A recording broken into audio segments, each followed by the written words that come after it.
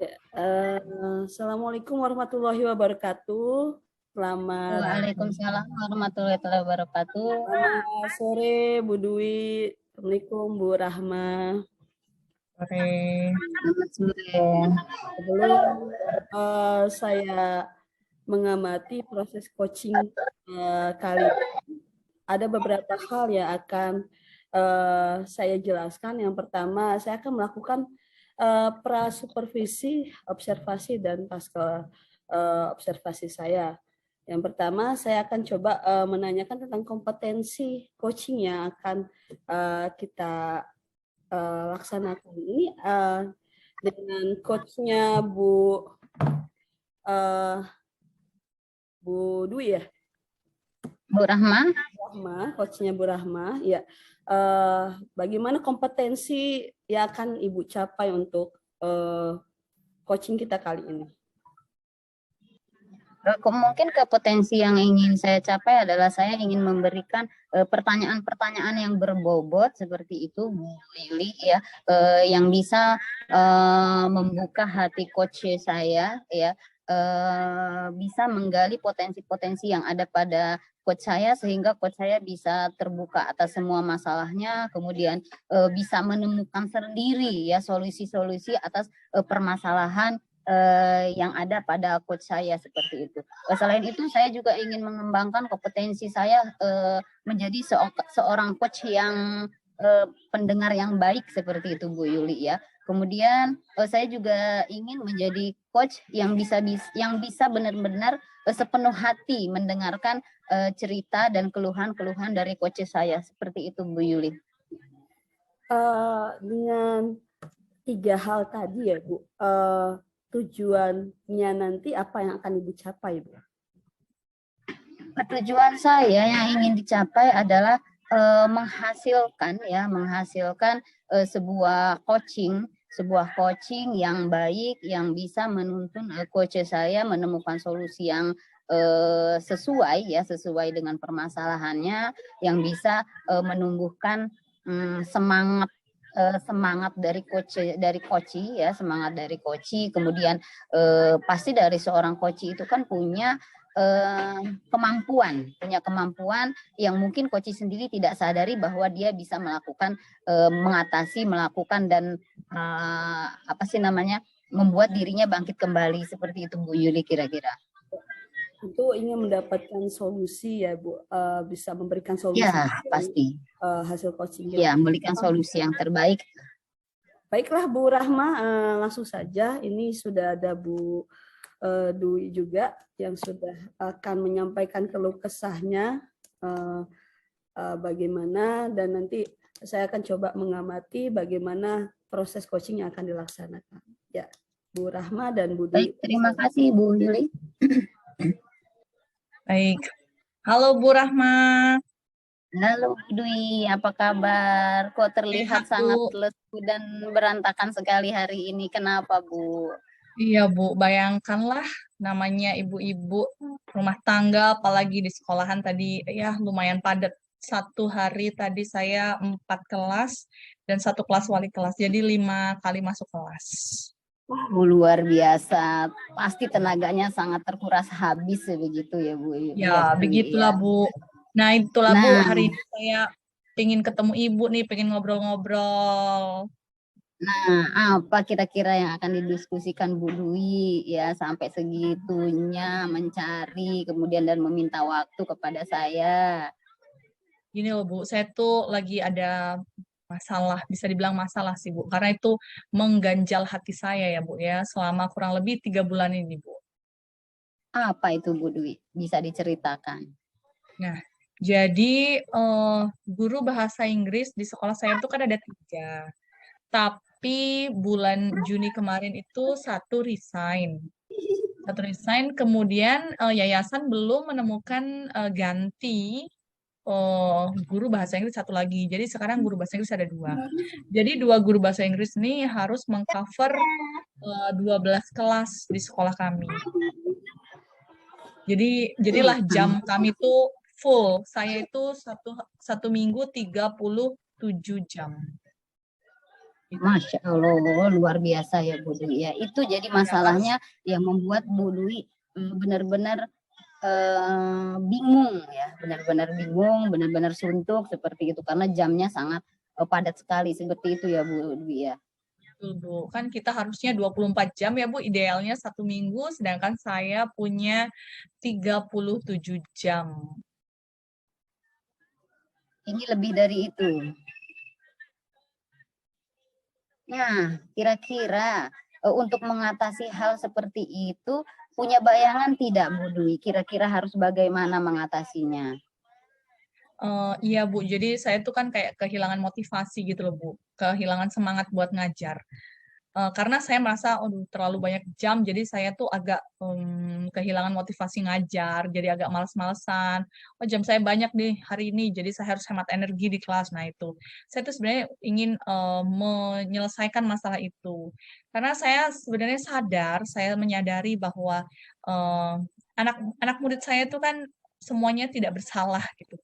Mereka berhak atas kehadiran saya yang utuh di kelas itu benar-benar untuk mendampingi mereka. Nah, kalau saya Iya, perasaannya betul setengah-setengah sekali. itu, nah itu Bu, saya jadi kehilangan motivasi untuk mengajar itu Bu. Kadang ada tugas-tugas mereka yang nggak saya koreksi dengan dalil ya, saya jawabnya penuh, saya nggak bisa ngoreksi gitu-gitu loh Bu. Nah, di dalam hal ini ada tidak kesempatan Ibu yang Ibu miliki ya, yang kira-kira bisa bisa membuat Ibu press kembali, kemudian bisa mengatur strategi. Kira-kira ada bayangan tidak di diri Bu Dwi sendiri seperti itu?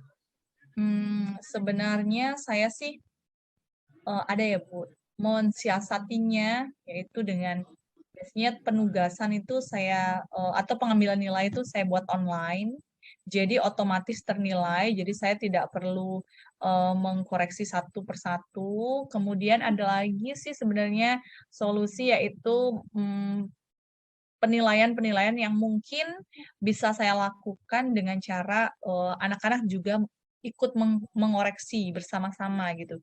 Jadi tidak semua saya terbebani. Kemudian bisa juga sih dengan cara saya ini kolaborasi dengan guru mata pelajaran lain untuk pengambilan nilai ulangan ataupun nilai keterampilan seperti itu, Bu. Artinya kan tidak harus di-handle sendiri semua seperti itu ya Bu Yuli ya. Itu ide yang bagus sekali seperti online gitu kan. Itu kan mengurangi waktu ya Bu ya, mengurangi waktu yang sangat padat dan bisa membantu solusi atas permasalahan Bu Dwi seperti itu. Nah, kira-kira ada strategi atau ide lain tidak selain yang Ibu sebutkan tadi? Misalnya Ide lain Ibu mempunyai kekuatan lain gitu, punya kekuatan lain. Oh, saya kira-kira bisa seperti ini nih mengatasinya seperti itu. Dengan cara mempersiapkan pembelajaran lebih baik lagi, mungkin ya dari di saat jam kosong atau selagi menunggu pulang sekolah sih sebenarnya bisa itu saya gunakan waktu untuk mempersiapkan pembelajaran besok. Jadi saya tidak begitu lelah di rumah, memang waktu untuk beristirahat. Jadi tidak lagi saya mempersiapkan pembelajaran di rumah. Jadi besoknya untuk pembelajaran itu saya bisa siap dan bisa mendampingi anak dengan baik. Ide yang sangat luar biasa itu Bu Dwi, bisa langsung diterapkan ya pada kesempatan berikutnya sehingga kelelahan, kemudian kekurangan waktu, kepadatan itu bisa sangat teratasi seperti itu. Nah, kira-kira dengan ide-ide tadi yang sudah Bu Dwi keluarkan ya, kapan kira-kira bisa langsung diterapkan sehingga Bu Dwi itu tidak terteter dengan pekerjaan yang menumpuk seperti itu gitu? Mungkin mulai hari Senin depan. Senin itu saya ada jam kosong. Nah, mungkin itu saya akan mempersiapkan pembelajaran bahan-bahan ajar, materi ajar untuk sepekan, karena kebetulan jenjang yang saya ajar itu berbeda, jadi saya harus mempersiapkan 2 materi pembelajaran, dan mungkin ada penilaian di minggu tersebut juga saya siapkan dalam 1 hari tersebut. Nah, itu sudah ada keputusan ya di Bu Dwi. Tetapi tadi saya dengar kan itu Ibu mengajar di jenjang yang berbeda. Pasti kan karakteristik siswanya berbeda pula, materi ajarnya berbeda, kemudian situasi kondisinya juga berbeda. Untuk penerapan yang sudah Ibu ucapkan tadi, kira-kira ada hambatan tidak Bu Dwi untuk melaksanakan itu di kelas yang berjenjang seperti itu? Maksudnya tidak dalam satu kelas yang sama dengan siswa yang sama. Nah, kira-kira hambatan atau gangguannya kira-kira apa, Bu Dwi? Mungkin saja ya Bu ya, hambatan yang saya temui itu begini, karakteristik kelas 7 dan kelas 9 yang saya ajar itu kan sangat berbeda. Kelas 9 jauh lebih mandiri bila dibandingkan dengan kelas 7. Kadang kelas 7 itu butuh perhatian yang sangat khusus. Banyak sekali hal-hal tertinggal yang dari pembelajaran saya, mungkin karena mereka dari sewaktu SD mereka mengalami pembelajaran online lama sekali, 2 tahun. Dan SD itu kan belum mandiri ya. Nah, ketika mereka masuk SMP itu banyak sekali hal-hal tertinggal. Nah, itu kadang saya membuat kerepotan saya karena ketika mengajar di kelas 9, apa yang sudah saya siapkan itu bisa langsung diterapkan begitu saja. Sedangkan di kelas 7, kadang apa yang saya siapkan itu meleset. Nah, itu kadang menjadi hambatan saya. Oh, ternyata untuk prasyarat-prasyarat yang harusnya sudah terpenuhi di SD, ternyata belum Ternyata terpenuhi. belum. Oh, Jadi iya. Itu sangat susah juga ya Bu Dwi ya. Nah, untuk permasalahan atau hambatan yang timbul tadi yang sudah Bu Dwi ceritakan, kira-kira solusinya bagaimana Bu untuk mengatasi itu? Mungkin solusi lainnya saya harus agak ekstra mendampingi kelas 7, kemudian mengadakan pretest untuk materi-materi yang sebelum saya akan masuk pada hari tersebut. Minggu tersebut saya akan materi apa, jadi saya melakukan pretest terlebih dahulu, jadi saya mengetahui apa yang belum dipahami sama anak-anak, jadi saya juga bisa persiapkan seperti itu. Artinya sesuai dengan kemampuan siswa ya Bu Dwi ya. Ide yang sangat bagus ya Bu Dwi. Nah, apa rencana Ibu sekarang dalam mencapai tujuannya? Rencana saya mulai Senin besok saya akan, kebetulan itu saya piket, jadi saya memiliki waktu yang agak longgar. Itu saya akan membuat pretest untuk kelas 7 karena kebetulan juga masuk materi baru. Kemudian saya akan mempersiapkan pembelajaran selama seminggu untuk kelas 7 dan kelas 9. Nah, tadi kan banyak tuh agenda-agenda yang sudah disusun ya, yang sudah ada pada bayangan, pada pikirannya Bu Dwi, oh begini harus begini. Kira-kira dari sekian banyak tadi solusi ya segala macam, kira-kira yang paling prioritas ya yang akan Ibu lakukan dalam kegiatan atau dalam rencana yang sudah disebutkan tadi itu yang bagian mana Bu Dwi kegiatan? Prioritas tentu saja saya mempersiapkan materi ajar, bahan ajar semua lengkap dengan PowerPoint, rencana pembelajaran, dan sekaligus penilaian untuk kelas 7 dan kelas 9.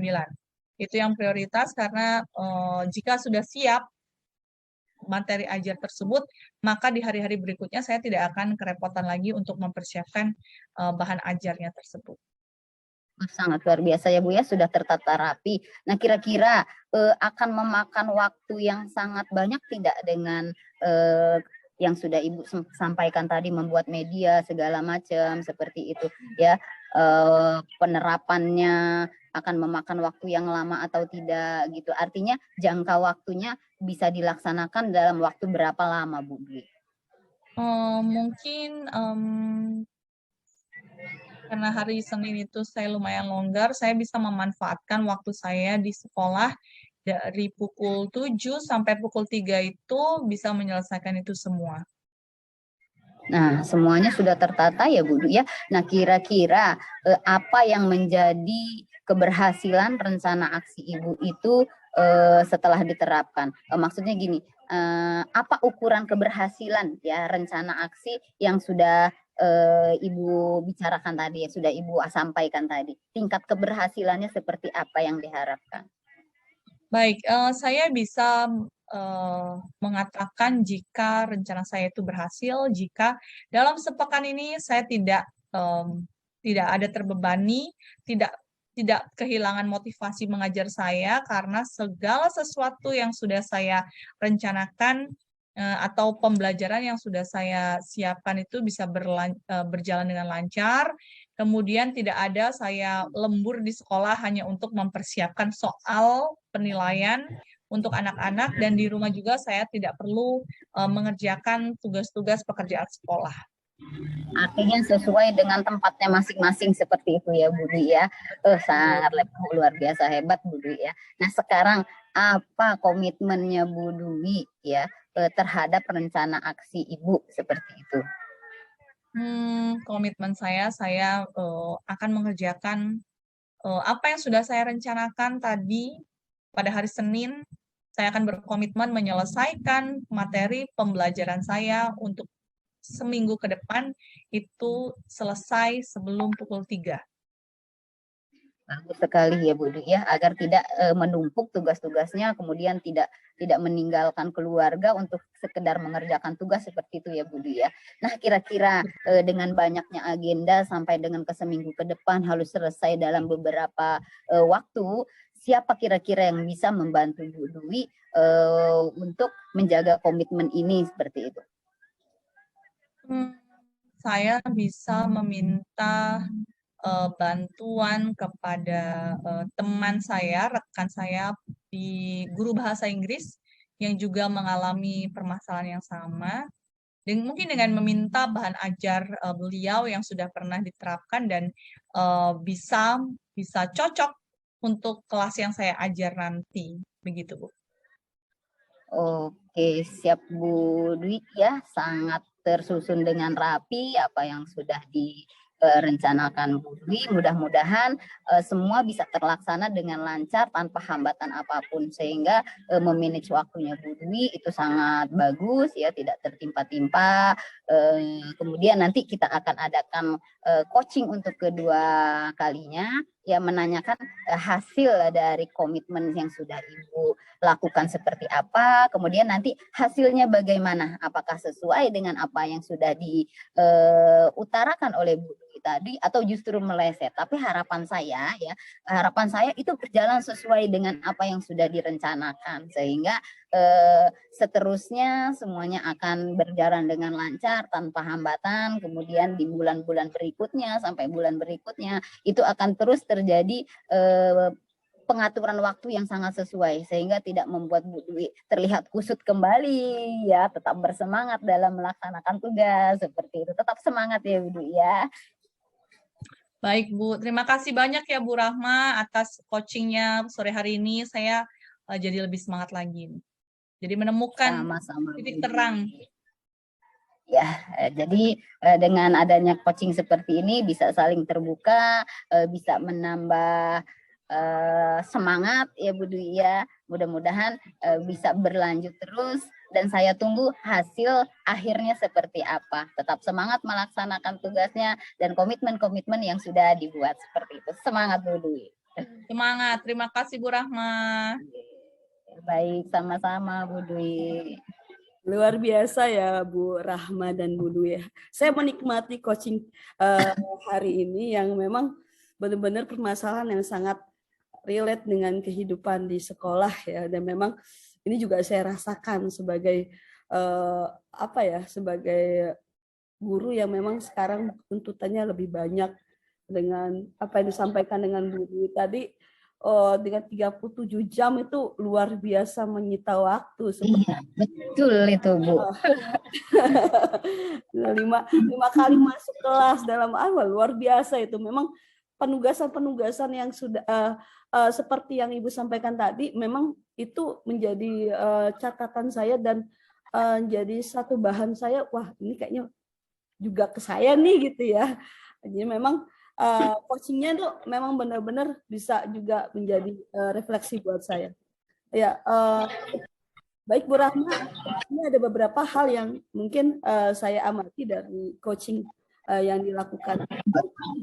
Yang pertama, baik Bu Dwi, yang sudah terbiasa untuk melakukan coaching dengan alur tirta yang memang sudah runut sekali dan dapat poin dari tujuan, dan sudah sampaikan semua Dan Bu Dwi ini sudah dengan mudahnya menyampaikan posisinya sendiri seperti itu dalam coaching. Yang kedua memang sudah bisa mendengarkan aktif gitu ya Bu, dengan pertanyaan selanjutnya yang memang pertanyaan-pertanyaan terbuka semua, dan ya pertanyaan-pertanyaan yang biasa sangat-sangat bisa dijawab. Ini ada beberapa yang saya boleh tanyakan ya Bu Rahma ya. Iya, silakan Bu Yuli. Dari beberapa kompetensi tadi, ini hal-hal apa saja yang sudah Ibu lakukan dalam proses coaching kali ini? Tadi alhamdulillah ya Bu Yuli ya, saya sudah berusaha untuk memberikan pertanyaan-pertanyaan yang berbobot kepada Bu Dwi selaku coach saya seperti itu ya. Kemudian saya berusaha mendengarkan apa keluhan-keluhan yang dialami oleh Bu Dwi seperti itu ya, sehingga Bu Dwi bisa terbuka atas permasalahannya. Kemudian saya berusaha menggali kekuatan atau potensi-potensi yang ada pada diri Bu Dwi sendiri ya, sehingga beliau bisa menemukan solusi atas apa yang sudah menimpa beliau ya, dengan permasalahan yang sangat menumpuk seperti itu Bu Dwi ya. Bu Yulia. Saya rasakan tadi Bu Rahma memang tadi benar sudah menggali dari solusinya sendiri dari coachingnya dari Bu Dwi tadi. Memang beliau Bu Dwi sendiri langsung mengutarakan, saya akan mempersiapkan pembelajaran di jam kosong seperti itu kan, rencana saya akan melakukan pretest dan lain-lain. Memang itu sudah tergali dan luar biasa. Memang Bu Rahma sudah menemukan pertanyaan-pertanyaan yang sudah mampu mengidentifikasi langsung ke pemecahan masalah dari seperti itu. Terakhir ya Bu Rahma ya, kompetensi apa lagi yang akan dikembangkan untuk coaching kali ini atau nanti ke depannya seperti itu? Mungkin kalau untuk kompetensi yang harus ditingkatkan kembali ya Bu Yuli ya, yaitu membuat pertanyaan-pertanyaan yang sangat berbobot sekali seperti itu, sehingga alur dari percakapan coaching itu benar-benar terlaksana. Kemudian mengikuti alur coaching Tirta, karena saya merasa tadi ketika melaksanakan coaching itu ada beberapa alur yang memang terbalik seperti itu Bu Yulia. Artinya yang harusnya disampaikan atau ditanyakan pada pertengahan ternyata saya berikan pada akhir seperti itu. Artinya saya belum bisa fokus mendengarkan ya, dari sesi mendengarkannya belum fokus mendengarkan, ternyata oh Bu Dwi ini masih ke arah penyampaian tentang tujuan, tetapi saya sudah larinya masuk ke bagian menggali apa sih namanya tentang permasalahan seperti itu. Mungkin dari segi tentang mendengarkan yang harus ditingkatkan lagi seperti itu ya Bu Yulia. Tapi saya rasa itu seperti mengalir gitu ya Bu. Jadi saya tidak terasa ada kebaikan lain-lain segala macam. Karena memang coaching kali ini memang sangat dinikmatin gitu, sangat apa ya? Tidak terasa ada tujuan dan lain-lain, memang sudah masuk semua. Dan saya rasa Bu Rahma sudah melakukan coaching yang asik gitu ya, bahasa saya asik, dan memang sangat membuat coach ini menemukan sendiri solusi seperti itu. Terkesan santai begitu ya Bu Yulia. Terima kasih Bu Rahma, Bu Dwi. Yang sama-sama Bu Yuli, terima kasih atas masukan-masukannya, atas pengamatannya. Mudah-mudahan ya apa yang sudah dilakukan bisa terus membantu saya untuk bisa menjadi seorang coach yang luar biasa ya, sehingga melaksanakan coaching itu bisa berjalan sesuai dengan panduan coaching yang benar seperti apa, sehingga coach saya puas dengan diskusi yang dilakukan terhadap saya sebagai coachnya seperti itu. Terima kasih banyak Bu Yuli. Sama-sama Bu Rahma, Bu Dwi. Luar biasa ya Bu Dwi ini ya. Memang jam mengajar yang tinggi dan luar biasa. Sangat-sangat. Dan terlihat muka-mukanya sangat lelah seperti itu Bu. Tapi sepertinya santai seperti itu ya. Oke. Iya, santai Sekali menikmati. Terima kasih untuk Iya. pengamatan saya hari ini, dan mungkin kita bisa ketemu lagi nanti proses coaching berikutnya seperti itu. Oke, terima kasih Bu Yuli. Oke, Ya, Bu cukupkan ya, Yuli, saya Prima. akhiri. Wassalamualaikum warahmatullahi wabarakatuh dan selamat sore. Waalaikumsalam warahmatullahi wabarakatuh. Selamat sore.